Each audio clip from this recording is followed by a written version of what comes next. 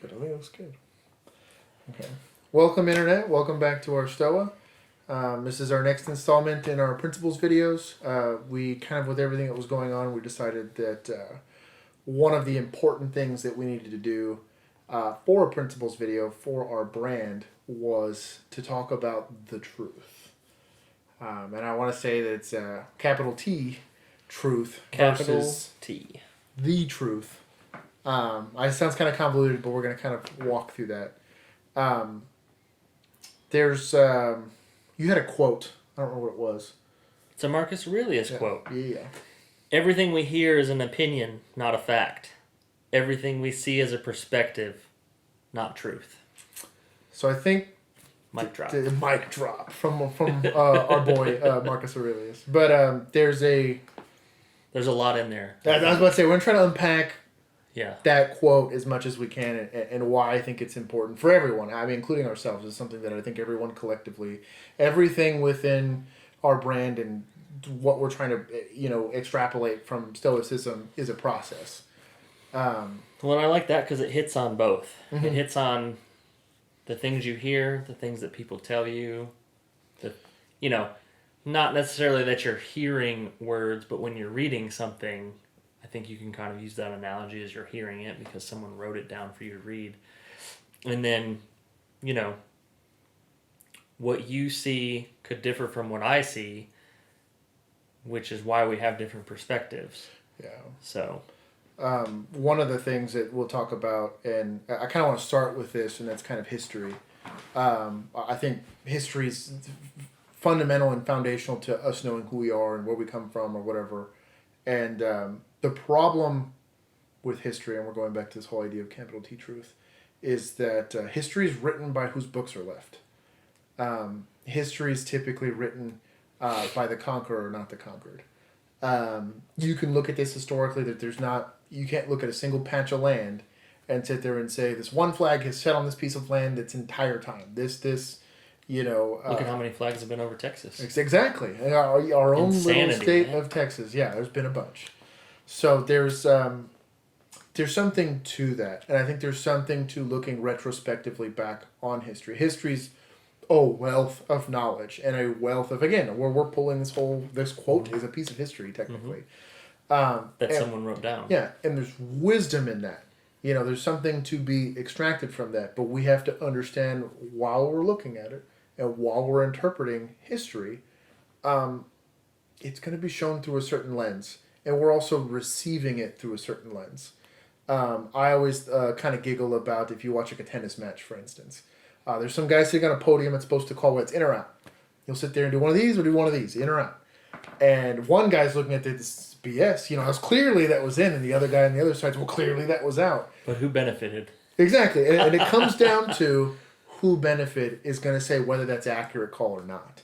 And they even have the little shot trackers. And man, if it's down to like the little megapixels of that little scuff mark that it puts on there, there's going to be argument about it. I grew up in North Texas with the Dallas Cowboys. You want to talk about the catch. Oh, no. Whether Dez caught the ball or not. We don't want to talk about the catch. But all I'm saying is, it's depending on if you were a benefactor for that. Either it bothered you or it didn't. Or either it was a great call or a bad call, or I just thank God they called it my way. Well, also, since we're in football season, we can break that down even further. Look at what they've done since the catch. Yep. The non-catch. Yep. You can watch a football game. You can watch someone catch or not catch a ball. Then they're going to show the 32 different angles that they have in the millisecond slowdown, and it looks completely different than it did in real time. Mm-hmm. And you can listen to the commentators. Like, I don't remember what game it was, but Tony Romo was talking about how different it looks when you slow it down and how that shouldn't be when the call is made. Yeah. The call should be made in real time. Mm-hmm. Did it look like it was a catch or not? Play it in somewhat of a normal speed because you're changing the perspective. Mm-hmm. The perspective at a millisecond is much different than real time, and things are going to look different. And yes, it's just a game and it doesn't matter, and whatever. But it's still football season, and that's still a great example of how you can change perspective in the same video, someone can watch the same video, and we can all agree that that's two football players fighting for a football. But the perspective is going to be so different just from that little change. And so, the kind of the reason I went with this analogy specifically is that, again, applying it back to history, is that historians, they'll always say, well, historians agree or historians disagree or whatever it is. And they're pulling from 9 times out of 10 the same sources because it's the only sources that are available. And they have discourse about it because they want not what benefits them or what gets their book published or whatever it is. They want the truth because they're having to base a lot of their further extrapolations off of that information that's given. If you look at, Sir Isaac Newton, when the apple fell on his head or whatever, gravity, so many discussions were made after that based off of this simple principle. So they have to have a pretty good foundational understanding of that principle. And if we're wrong about it, let's have a conversation about that. And let's try to figure out why we're wrong about it and how we can prove that and so on and so forth. Can you also imagine being that guy? Oh, yeah. Trying to prove that in that time? Oh, yeah. You're the one person. Like, we can sit here and talk about truth, and you're the one person who's coming out and speaking against what the entire world believes. Imagine how hard that would be. But that's the truth. Like, that was the truth. Yeah. Gravity is what it is. You think about Galileo saying, we're same not the center of the universe. His is even worse because of what happened to him. He got persecuted and all that stuff. Yeah. And he was like, well, when I look at the moon, I think it's kind of weird that we cast a shadow on it if we're the center. It was an interesting experience for him as somebody that was simply seeking the truth. He wasn't seeking to go and overthrow a government. He wasn't seeking to go and ruin someone else's life. He said, I got some evidence I have a really hard time refuting. I have now, something has challenged what I've been taught in my beliefs that is placing me in a different place. And instead of, again, unfortunately, kind of what happened with his situation is it obviously got worse before it got better. And now we all look back and feel like idiots. Much worse. But what he did was invaluable to our understanding of our place in the universe. What he accomplished and the sacrifices he made as a scientist that was willing to come out and speak out for these types of things. Again, not based off his feelings. There was no real, actually, it was negative personal gain for him. But he said, this is right. And if it's right, I have to move forward and speak out about this because my voice in this conversation is important. I think you just hit on a big point that we might be missing in today's society. Yes. The truth seems to have gotten away from being what is right and turned more into how does this truth benefit me versus maybe what's right. And it's kind of, I guess, like my first, objective in this conversation was to talk about the difference between discourse and progress. And this is kind of why we're talking about what I will refer to as capital T truth. And that's, the truth is my understanding of what I have.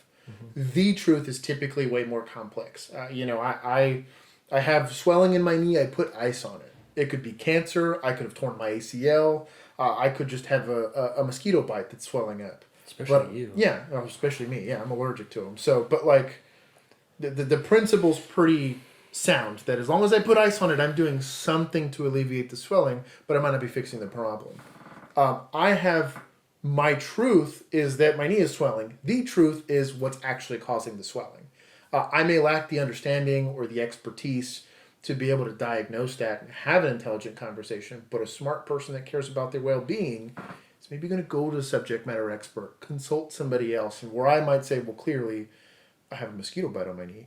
A doctor might be like, well, let's do some blood work just in case. And then I'll have that conversation with you. And that's a smart way to do it. It's not disrespectful. He's not saying, you're an idiot. It could be all these other things. He's saying, well, let's just be sure because your life's on the line here.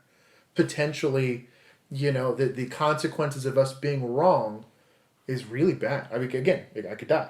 Well, really, it's the doctor in that instance is just trying to eliminate the other perspectives. Yep. And so, just to break it down to like simplest terms, trying to eliminate everything else to get to the truth. Mm-hmm. And so that relationship where you're sitting there and you're saying, well, this is what I think it is. And he says, well, this is what it could be. Let's find out. Could always be a lot of things. That's discourse.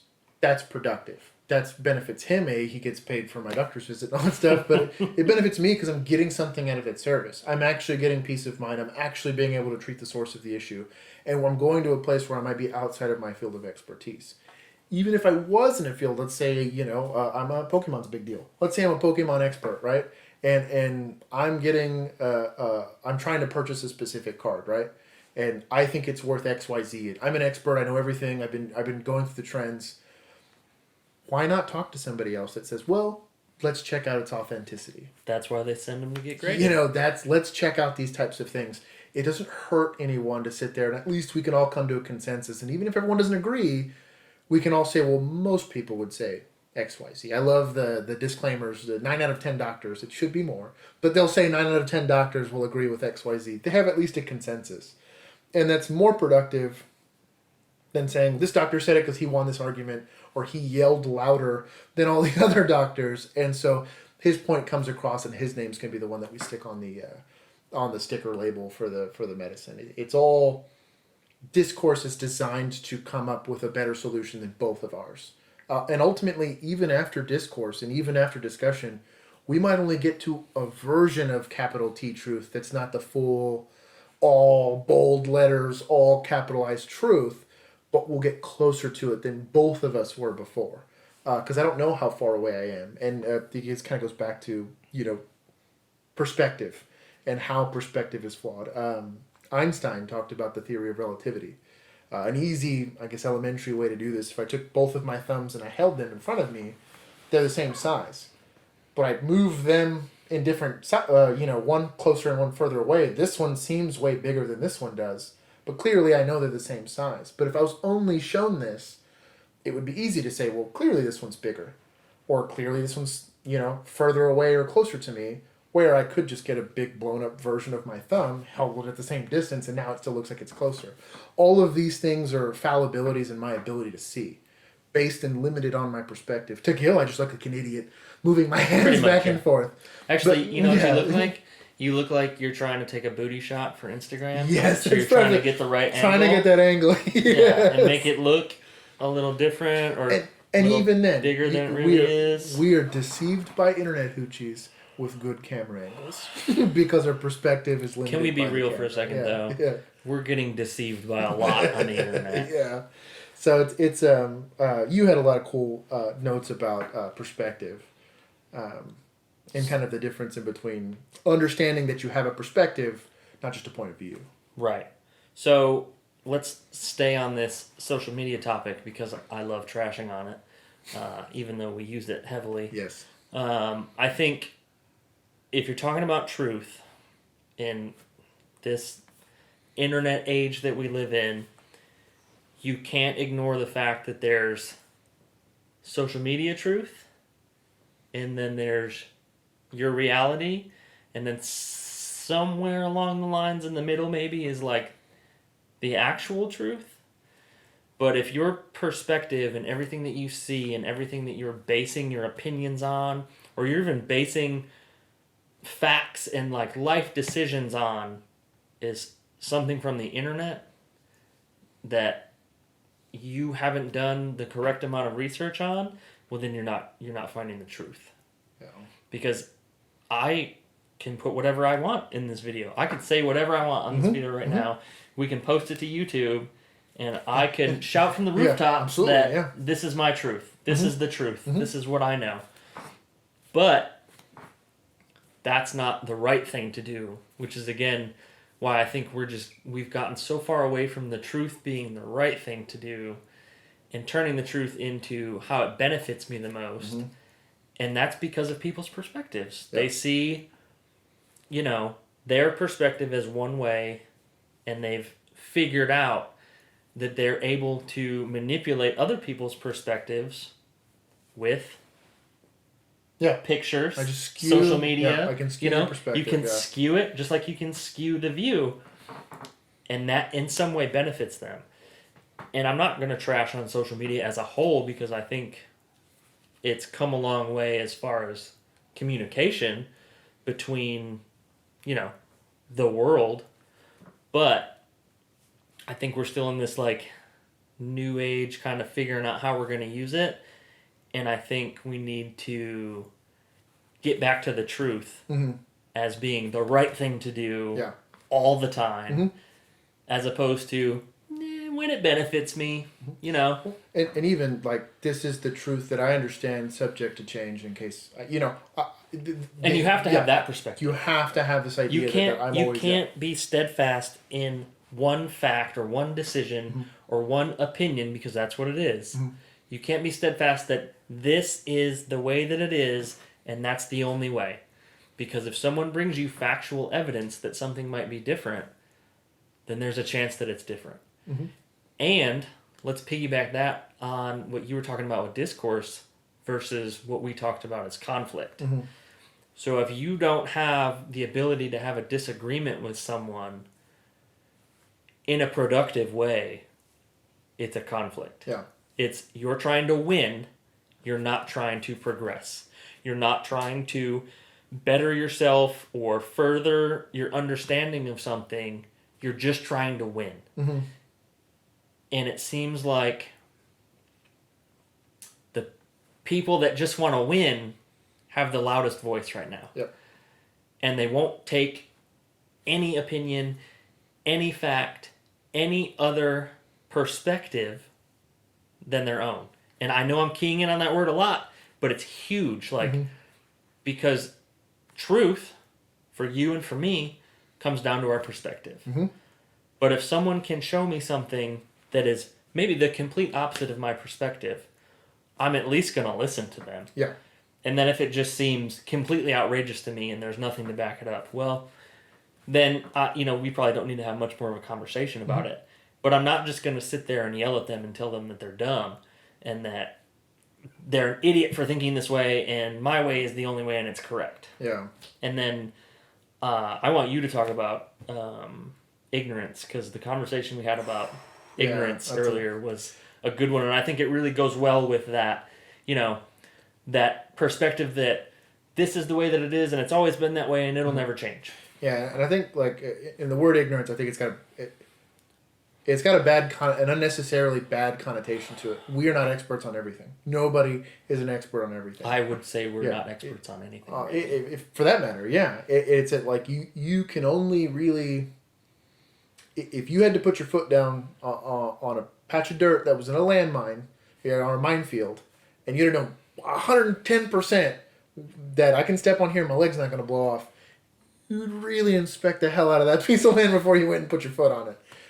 And we don't do that. I still might not step on it. Yeah, it's what I mean. I'm just like, I just don't know. I don't have a guarantee that this is it. If you can look at statistical evidence, you can look at, and even when we start looking at the idea of facts and what we hold as facts are subject to change, are subject to perspective, are limited by, again, the Hawthorne effect, and all these other things are not a big enough sample size or an intention. Yeah, I was like, the whole scientific method is inherently and inevitably flawed because it's only going to apply in a certain set of conditions or which are continuously changing. Today's different than yesterday. Next week's going to be different. Yeah. The scientific method was made for disagreement. Yep. It was designed beautifully and intentionally to disagree to come to a better understanding. Yes. And I think that people look at, well, this person's ignorant because they don't agree with me, or this person's ignorant because they don't see what I see. It is. Yeah, but you have to apply that same level of ignorance to yourself. And I think if everyone looked at fact-finding and discourse and all these things with this understanding that, we're all inherently flawed, you would come at it more empathetically. I think you'd come at it with a better way of articulating yourself for them to understand. I don't want to change this person's mind. I don't want to just clone myself. I want to shift us both somewhere there in the middle. Because that's how I giggle about the whole concept of like an election is a perfect example of this. Oh boy. No matter who you voted for and no matter who they voted for, you're still stuck together. You're still stuck in this group project. And we're still all Americans. Yeah, sure. We all still live in the same country. Yeah. But let's not be blind to the fact that just like you were saying, you don't want to clone yourself. No one grew up in the same exact conditions as you. Not a single person. Yeah. So why would you expect someone to agree with everything that you say or feel or think or see, And I think that when you look at, and I'll touch on diversity here, and I'll explain why this is important. There's many different ways that we'll look at diversity, but diversity in thought, I think, is the most single fundamental advantage that we have as humans, as sentient beings, than any other creature in existence that we know of. Obviously, there's aliens and all that kind of weird stuff, but that Man, I hope so. diversity in thought is fundamentally the only way that we can find capital T truth.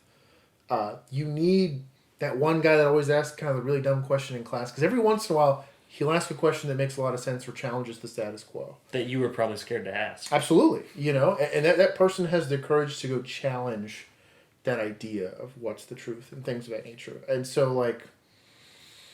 Because that was definitely me, by the way. Oh, absolutely. Yeah. I hated asking questions in class.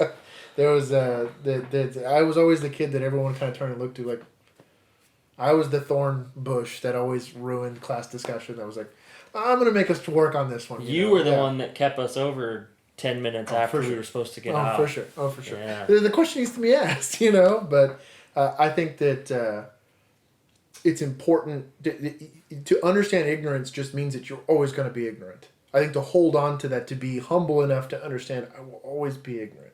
At least you're aware of it, though. Always not fully understand something, but I want to be part of the discussion. I'm trying to figure out a better version. At least I can leave this discussion or this discourse or my life with a better understanding of it that I can pass on to the people after me. I think that's what we did with this. Yeah. Because I would say that we were both pretty ignorant on Stoicism. Mm-hmm.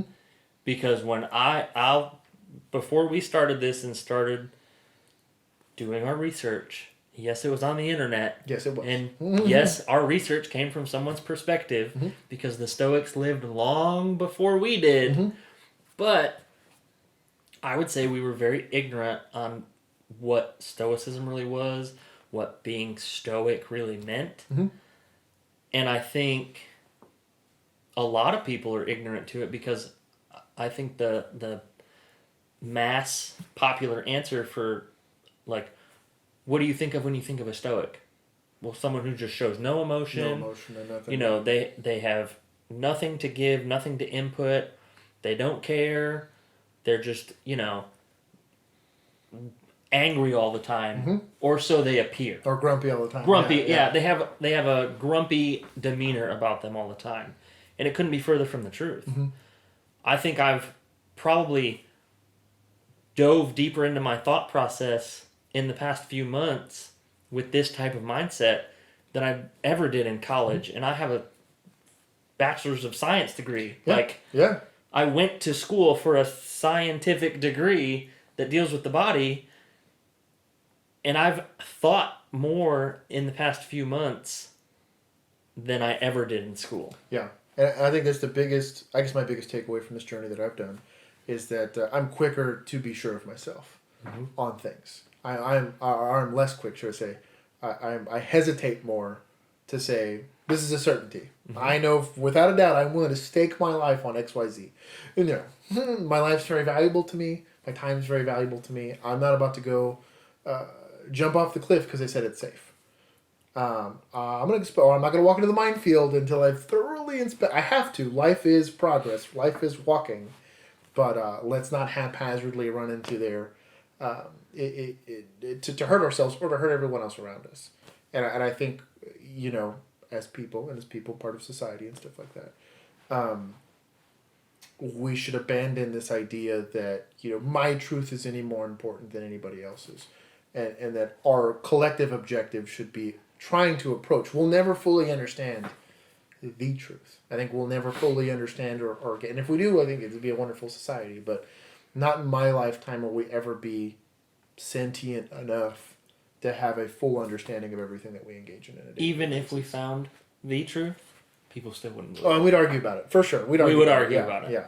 So until we're, I guess, like a hive mind or something creepy and we all just kind of are perfectly empathetic and all that. You mean when we get the little injection? Yes. Whenever that comes. Yeah, when we get to that point, maybe we'll all be happier. But I want to piggyback off that with where you get your truth from. Mm-hmm. who you get your truth from. Because if you're only getting your perspective, and I'm going to say your perspective instead of the truth because that's what it is. That's what it is. If you're only getting your perspective from people that think just like you, you're never going to grow your perspective. I have very strong opinions about certain things, and I will intentionally seek out other perspectives or other experts rather than the ones that I am drawn to because they agree with the perspective that I have. I will seek that out, and yeah, maybe I don't agree with it, but at least it gets me thinking, like, well, maybe this isn't 100% accurate. Like, maybe there is some middle ground. Yeah. And I think we've gotten really far away from that. And it's, you can't just be set in your ways. And I don't know if you've watched it yet, and this is not like a shameless plug or anything, but The Social Dilemma on Netflix. Yeah. When I watched that... Hashtag Netflix. Hashtag Social Dilemma. Well, and Joe Rogan just talked about it too. Yeah. And Hashtag listening to him talk about it, he talked about one of his daughters. He wanted her to watch it because she's a typical, teenage kid. Sure, she's doing the TikTok thing. She's doing the social media thing. Yeah. And he said she wouldn't even sit through it and watch it. She's just on her phone. But people our age, and Joe's age. I mean, Joe's older than us, obviously, but. It's crazy to see that there's people and algorithms and computers working to show us what we already think is the truth. Yeah. And to show us just that. Yep. And that, that's terrifying. I'll be honest, man, that freaked me out a lot about the social media apps and the algorithms and being shown things that only align with what I search for. Yep. And then it's no wonder that you see the type of division that you see because you think that that's the correct information because that's all that's getting pushed out on you. That's all you see, yeah. So I will intentionally seek out other perspectives. And it's not always political. It's not always, that type of society division. No. But it could be as simple as, a diet. Yeah. Someone thinks keto is the only way and best way to lose weight. Somebody could think that the vertical diet is the only way and the best way to lose weight. I've tried both. I actually enjoy both. I think there's different physiological responses from both. And that, again, comes back to my kinesiology side, but you can't argue that one is significantly better than the other or the only way to do something.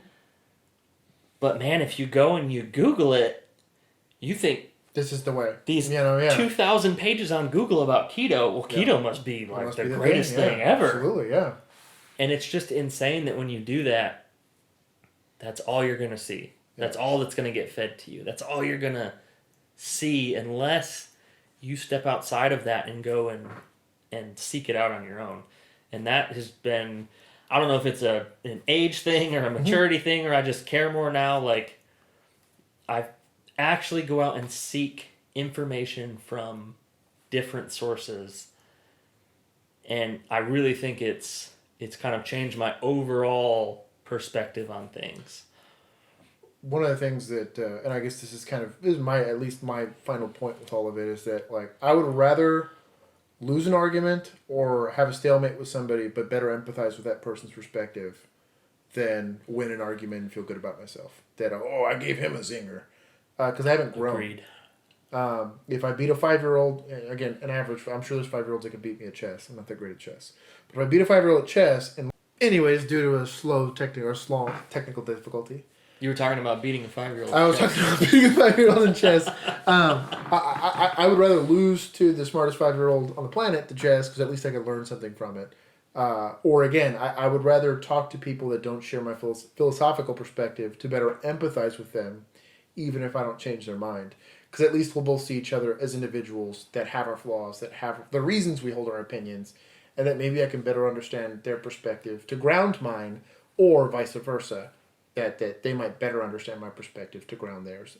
In more of, again, a closer version of the truth. And how does that relate to Stoicism? You have to have those conversations without emotion. Yep. I'm not saying no emotion. Yeah. You can be emotional about your perspective. Mm-hmm.